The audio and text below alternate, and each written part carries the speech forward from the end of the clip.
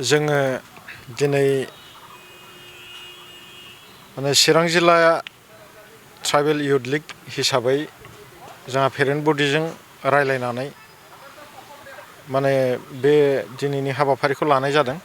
जोंहा बेयाव माने गोबां माखासे थांखि जेरै जोंहा युथ हिसाबै लाइमोन हिसाबै जों गोबाङानो साख्रि बाख्रिनि बिथिङावनो होन हा हुनि मोनथायनि बिथिङावनो होन आरो जोंहा जेनेबा पलिटिकेल रिजार्भेशननि बिथिङावनो होन गोबांथा माने ट्राइबेल हिसाबै जोंनि मोनथायफोरखौ जोंहा मिथिनानै लानो गोनां दं।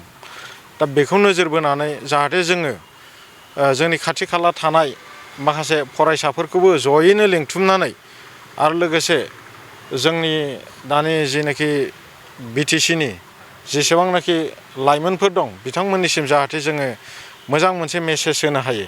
जोंनि मोनथायफोरखौ लानानै जों इयुन जेनेरेशना जाहाथे एलार्ट जानानै थानो हायो, सांग्राङै जाहाथे खामानि मावलांनो हायो, बेखौ नोजोर बोनानै दिनैनि बे हाबाफारिखौ जों लिंथुमनाय जादों।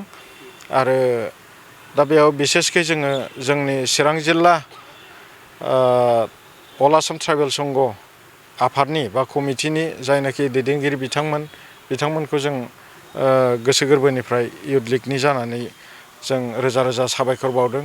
माने बे जोंजों जेनाखि जोंनि हाबाफारि बेयाव मदद होनायनि थाखाय आरो बिथांमोनहा जोंखौ फोरोंलांनायनि दैदेनलांनायनि जेनाखि बिथांमोनहा जोंखौ बुजायनाय बेफोरखौ जोङो मोनदांमोननानै माने बिथांमोननि बेफोरबायदि मावनाय हाबाफारियाव जों बिथांमोनखौ मदद होदों आरो जों साबायखर बावदों।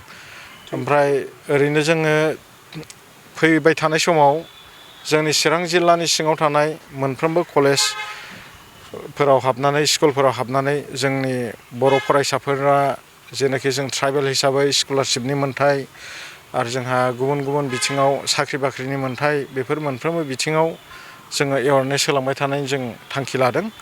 आरो लोगोसे जोङो बेजों लोगोसे जों गोग्गो समाज दानायनि बिथिङाव ओमफ्राय जोङो जेनेबा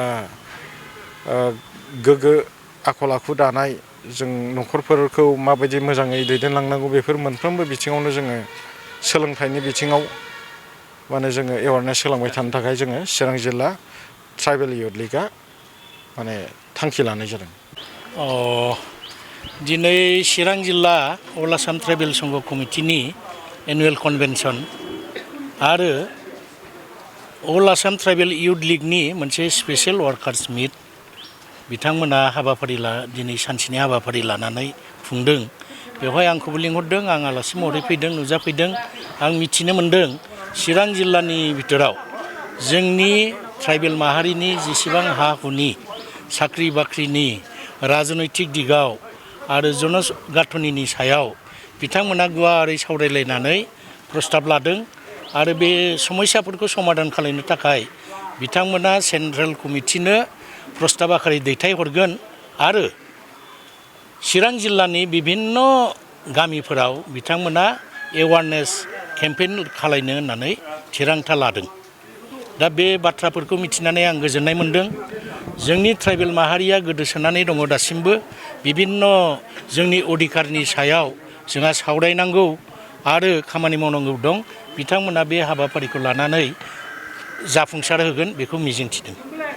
दासिमबो ट्राइबेलनि जेंनाया गोबां दङ आरो बे ट्राइबेल बेलेन्स ब्लकआव गुबुन हारिनि मानसि थानायनि बाथ्रा बुंबाय थानाय जायो, नाथाय आथिखाल बिटिसि खुंथाय बेनि सायाव जेबो नोजोर होआखै। बे बेलायाव मा बुंनो? बेथ' साननांगौ गोनां बाथ्रा जादों, बोरैबाबा दुखु गोनांबो बाथ्रा। अल आसाम ट्राइबेल संघनि बिटिसि बा बिटिआर एलेकायाव 10टा जिल्ला कमिटि दं। बिथांमोना 10टा जिल्ला कमिटिया जयैनो मेमरेन्डाम आखारै बिटिसि बा बिटिआर एलेकायाव जेसेबां ट्राइबेल बेलेन्स ब्लकआव नन प्रटेक्टेड मानसिफ्रा बेदखल खालामनानै दं होखारनांगौ होननानै मेमरेन्डाम साबमिट खालायदों। रेफारेन्सआव लाबोदों बिथांमोना गुवाहाटि हाइकर्टनि इन्टारिम भार्डिक्टखौबो।